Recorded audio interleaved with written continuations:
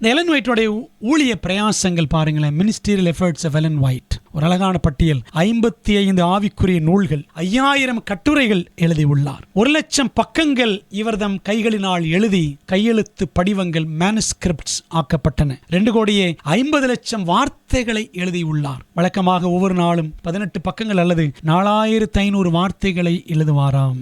ஆச்சரியம் இல்ல? இவர் தினமும் தூங்கியது அரிதாக 3 அல்லது 5 மணி நேரங்கள் தான் என்று சரித்திரம் சொல்லுகிறது. செவன்த் டே அட்வென்டிஸ்ட் திருச்சபை என்ற உலகளாவிய அமைப்பு உருவாக காரணமாக இருந்த 3 நபர்களில் இவரும் எலன் ஒயிட்டும் ஒருவர். முதலையார் ஜோசப் பேட்ஸ், இரண்டாவது ஜேம்ஸ் ஒயிட், எலன் ஒயிட்டுடைய கணவர், பிற்பாடு அந்த பெண்மணி. 3 பேரும் இணைந்து உழைத்து ஆவியின் வல்லமையினால ஒரு திருச்சபை உருவாக்கினார்கள், செவன்த் டே அட்வென்டிஸ்ட் திருச்சபை. இவரது புத்தகங்கள் உலகில் உள்ள 150க்கும் அதிகமான மொழிகளில் மொழியாக்கம் செய்யப்பட்டுள்ளன.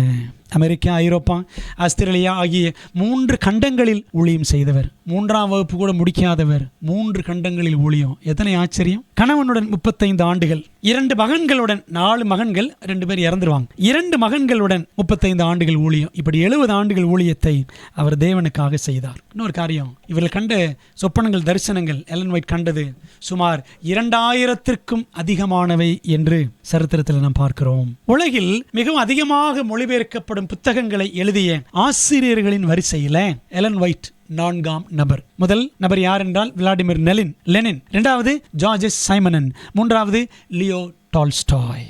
அமெரிக்காவின் மிகச்சிறந்த கிறிஸ்தவ பெண் எழுத்தாளர்கள் 20 பேரில் இவரும் ஒருவர் என்று அமெரிக்க பத்திரிகைகள் நமக்கு சாட்சி கொடுக்கின்றன. 13 வயதிலிருந்தே இயேசுவை தீவிரமாய் பின்பற்றி தேவனுடைய அன்பையும் தேவனுடைய நீதியையும் அழகாக வர்ணித்து வேதாகமத்தையும் இயேசு கிறிஸ்துவையும் எப்பொழுதும் உயர்த்தி பிடித்த பக்தியுள்ள கிறிஸ்துவ பெண்மணி எலன் ஒயிட் அம்மையார் என்பதிலே சந்தேகம் கிடையாது.